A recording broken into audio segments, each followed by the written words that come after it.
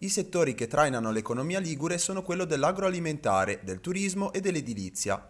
Il totale delle imprese è poco più di 27.000 unità, che generano 278.000 posti di lavoro e 13 miliardi di valore aggiunto. Lo rileva il censimento permanente dell'Istat sul Monte delle Imprese, con almeno 3 dipendenti nel 2022, che fotografa la situazione delle filiere produttive del territorio ligure.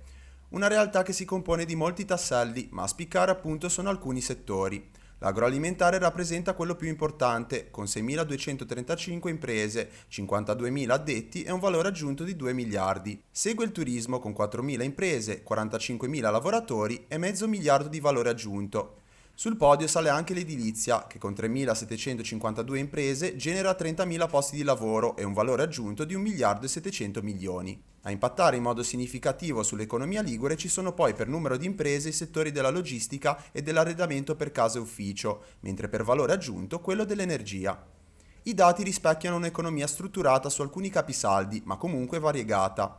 Numeri che sono significativi per il presente, ma che devono far riflettere per il futuro. Le sfide sono già ben definite: diminuire il lavoro precario, aumentare la sicurezza, migliorare il coordinamento tra istituzioni, sindacati e imprese e soprattutto affrontare il problema legato al calo demografico della diminuzione dei potenziali lavoratori, che potrebbe portare a un crollo del valore aggiunto e a ripercussioni sociali.